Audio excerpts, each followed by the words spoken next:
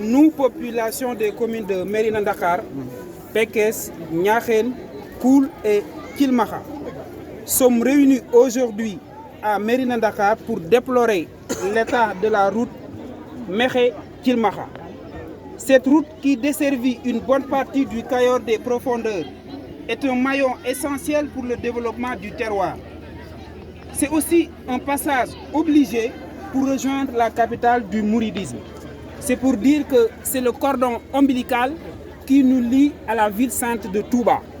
Mais cette route constitue depuis quelques décennies pour les usagers un casse-tête à déplorer. Mais le plus alarmant dans cette histoire, c'est que depuis quelques mois, et pour être plus précis, avant les élections municipales, des travaux de réhabilitation entamés puis arrêtés, juste après les élections, l'ont rendu accidentogène.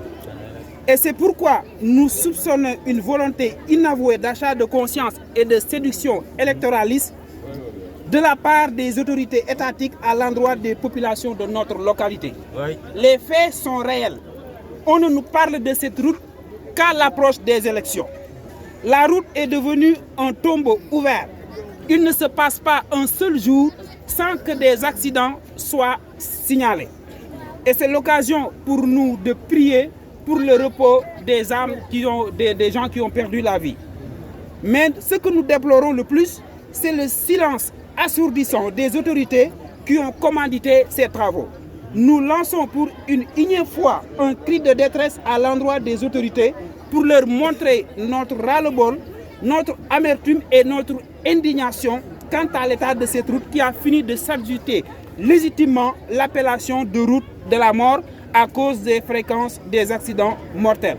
Monsieur le sous-préfet, recevez l'expression de notre plus haute considération.